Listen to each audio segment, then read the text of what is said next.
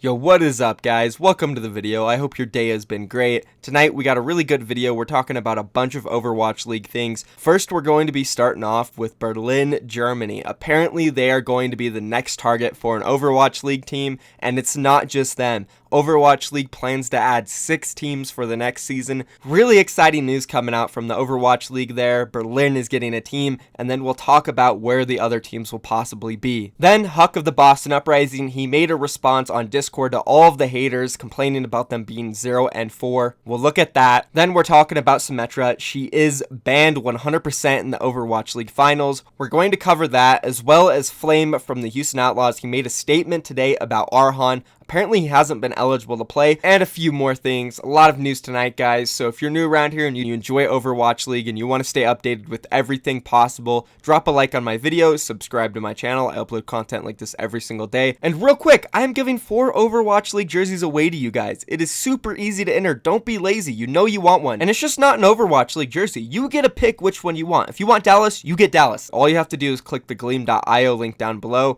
enter an email, so if you win, I can contact you. And then you subscribe to my YouTube channel from there. You like a video, follow a Twitter account. It's super easy. It's literally a free way to win 4 Overwatch League jerseys. I already gave 10 of them away last month. It is 100% legit. I've had multiple winners on Twitter tweet that they won and posted their jersey. So yeah, do not forget to enter the giveaway. And yeah, I know it's been a long intro, so let's go ahead and just jump right into this. So starting off with Overwatch League, Activision Blizzard, the CEO, his name is Pete Vlastelica. I probably butchered that. We'll just call him Pete for now. So yeah, Pete is pretty much the head honcho. He runs esports for Blizzard. He did an interview in German, and thankfully somebody on Reddit translated it for us, and this is what was said. In an interview yesterday posted with German financial paper Handelsblatt, Pete, president and CEO of Activision Blizzard Esports, said, "We plan to have 6 additional teams for Season 2 of Overwatch League, 2 in North America, 2 in Asia Pacific, 2 in Europe.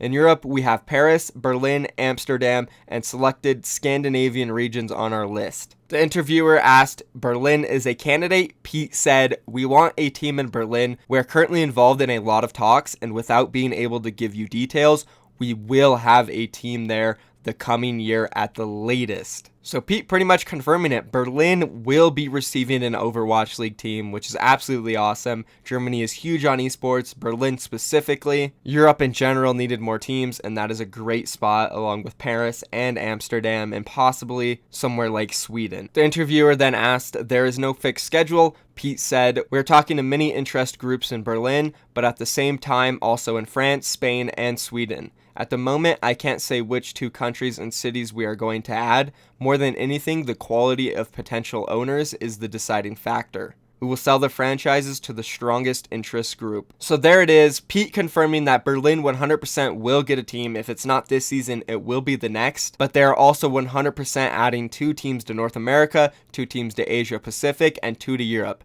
Now, if you don't know what Asia Pacific, that is like Southeast Asia, Australia, New Zealand, those areas. So we could be looking at a team from Taiwan, Australia, Thailand, Indonesia. And personally, I was in talks with teams from Southeast Asia prior to Season 1, and they were very interested, and they are very rich. So yeah, you can guarantee spots are coming out from there. So this brings up the discussion of where will these teams be? And this is something I always love talking about. I've pretty much been an advocate for a team in Toronto. I think that needs to be the next spot for North America. Then the second one, if I'm talking personally, what I would love to see, Las Vegas, because that's one of my favorite cities, but one that would make sense is also Chicago or Seattle, somewhere in the Midwest, maybe even Denver. More than likely, though, I do see a Seattle, Chicago, or Las Vegas team coming from America, and then definitely 100% Toronto needs a team. As for Asia Pacific, I kind of already listed them. It's going to be Taiwan, Australia, Thailand, possibly Indonesia. Now, it's definitely less likely we'll see a team from Australia. That would be really exciting, but I do see, South Korea getting a second team before they do. If I'm being honest, the 2 teams I 100% see coming out of the Asia Pacific area would definitely be one more from Korea, probably Busan or something, and then the next one would probably be Taiwan. Taiwan is really big on esports, and I know they have a ton of money. If not Taiwan, then probably Indonesia, but those are the 3 spots in Pacific Asia. But that's pretty much it for this, guys. Let me know down below which cities you guys want to see join the league. And also, don't forget, guys, if you want a free Overwatch League jersey from the city or team of your choice, go enter that giveaway. Click the gleam.io link down below. Super easy. And now let's go to move on to the Boston Uprising and see what HuK said about all the hate they've been receiving for being 0-4 so far in the stage. He said this on Discord. I don't really have time to check this Discord or keep up with it. People let me know that there have been a decent amount of angry messages or people adding me. I don't usually like to pander to negativity or rumors of why something is or isn't. Bottom line is multiple reasons the team has been struggling in this stage. Some of those factors are under our control, some of them are not. My goal is and always has been to put the team in the best possible position to succeed. All I can say is that we're all working hard to do that, and recently the team has been doing better. Realistically, the goal is to make the playoffs and be the best team by the end of the year, so that we put everyone in the best position to succeed. Maybe in the future I can shed more light on recent events, but as of right now, it is more important than ever to be professional and to not degrade myself or the team to the level of rumors and blame game. I hope everyone in time will grow to appreciate that. Thanks, and hope we can turn it around this stage and compete hard in playoffs. One thing I want to say before we get into this is that HuK handles these situations very well. Whenever there are rumors about his team, specifically in Stage 2 when Slasher reported that the team was arguing and falling apart and they wanted to sell their players, HuK was right on it, denied all the rumors, which eventually were true, but he still denied them. He got a wrap on it, made sure nothing got out of control, and everybody thought that nothing was true and everything was good. So he's good at putting these things under wraps, making sure nothing goes crazy. But at the end of the day, the reason the team is underperforming is pretty obvious. They got rid of their head coach, who seems to be doing an amazing job right now for the San Francisco Shock,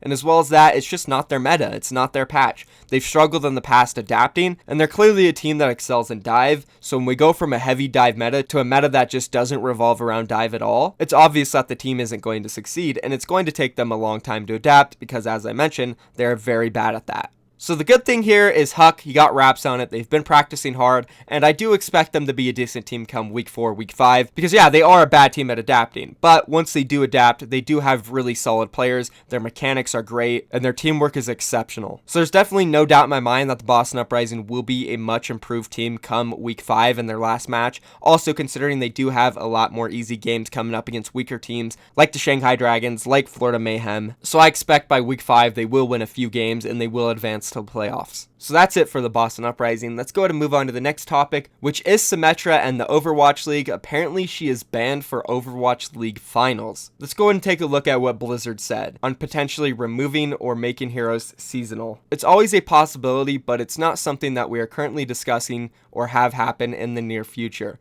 I think the only example, and it's a very specific example of taking a hero out of the roster, is Symetra not being in the finals of the Overwatch League, and that's for completely different reasons. Each time we release a hero, we take this wait and see approach with the hero and with the meta, and if we need to react to something, if we feel like we get to that point where we do need to remove heroes, we will do it, but we're not at that point right now. So apparently Symetra will be banned from the Overwatch League finals. This is more than likely due to them reworking her, and there just won't be enough testing time. They don't want to add her into the Overwatch League, and somehow she is completely broken. So yeah, no Symetra in the Overwatch League finals.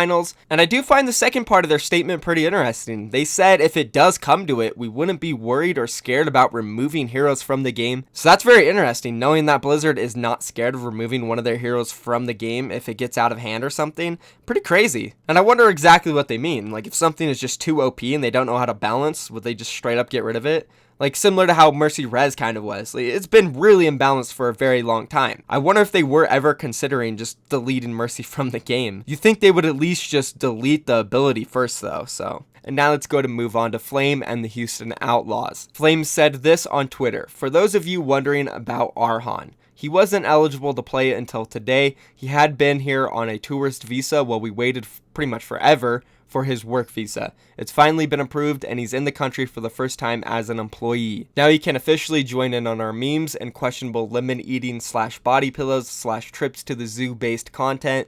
I mean play. He can officially play. So this is actually really interesting. Arhan hasn't been eligible to play, which I didn't know of. I don't think anybody really knew. And now there's a possibility that we'll see Jake swapped out for him. And considering Jake's performance last week, I do think we'll be seeing a little bit of Arhan this week, maybe even a lot of him. Houston Outlaws are in a situation where they must perform 100%, and they didn't perform even close to 100% last week, probably at a 50%. And you damn well know the staff noticed that, and something needs to be done. So I wouldn't be surprised if we see Arhan. The only reason we might not see him is if maybe he wasn't practicing with the team the whole time, but I'm sure he was. Something I would be surprised with is if they swapped Linkser out for him. That would definitely catch me off guard. But anyways, like I said, Houston Outlaws, they're in a situation where they need to perform. If they lose games, it's pretty much done for them. And I know all you Houston Outlaws are praying that they win, so we'll see what they can do this week. Then moving on to the next thing, it is Birdring's birthday from the London Spitfire. He turned 19. So happy birthday to him. And I do want to talk about the London Spitfire real quickly and how well they've performed in the last week. And specifically Birdring. He's back, boys.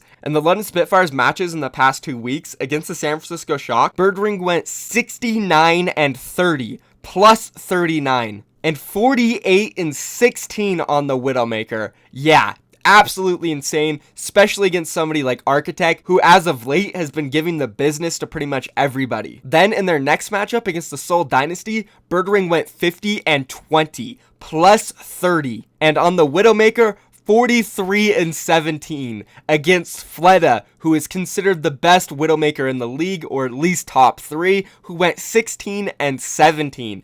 Birdring is back, boys. I couldn't be more excited. It seems like London Spitfire made the changes they needed to make. They now have a smaller roster they can focus on improving, and Birdring said he was going to try his hardest. It makes me wonder, was Birdring literally not trying for the past month? I'm absolutely confused. But I'm telling you guys, if Birdring keeps his play up like this, and the London Spitfire keep practicing and grinding with this small roster, they are going to be contenders for the championship. And the reason why I'm super excited about this is because I don't want to see a New York Excelsior stomp in the finals against Philadelphia, Boston, London, Seoul, whoever they go up against. I don't want it to be a stomp. And pretty much the only team to ever contest them in the Overwatch League was during Stage 1 and Stage 2, London Spitfire. They beat them 2 times in a row, and yeah, pretty much the only team to able to contest them, and that's why I'm excited. And that's going to be it for this video, guys. A ton of news. I'm going to be uploading a video either later tonight, like extremely late, or very early tomorrow, talking about the Dallas Fuel. I'll be covering some of their stats in depth, some of their matches coming up. We'll basically be overall talking about, can they win Stage 4? If not, how far can they go in Stage 4? So if you guys are interested in seeing that video, be sure to subscribe with notifications on. You don't want to miss it. I will be uploading it later tonight or tomorrow morning.